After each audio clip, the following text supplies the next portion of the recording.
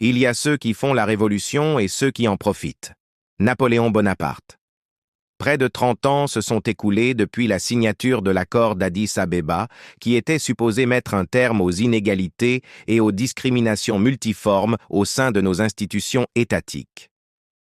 Pourtant, force est de constater qu'aucun effort n'a été entrepris pour éradiquer, ne serait-ce qu'atténuer, les effets pervers de ces injustices par le pouvoir public.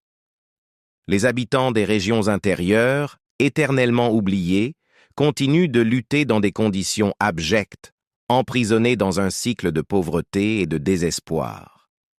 Il est légitime de se demander où se trouvent ceux qui ont combattu ce système de gouvernance. Une question cynique, à n'en point douter, mais qui mérite d'être posée.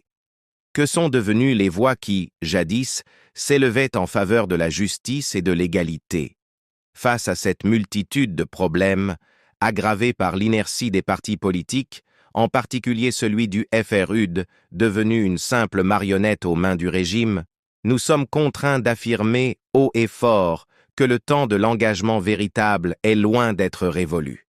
Les promesses d'un avenir meilleur se sont volatilisées dans les méandres de la bureaucratie, laissant derrière elles des cendres d'espoir et une population en quête de dignité. Il est impératif de raviver la flamme de la résistance et de transformer notre colère en une force constructive.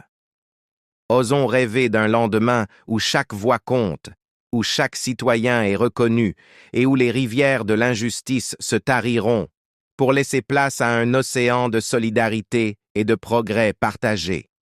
Ahmed Abdallah Abbas, porte-parole des anciens combattants indignés, du rivage de Tamiro, reculé de Djibouti.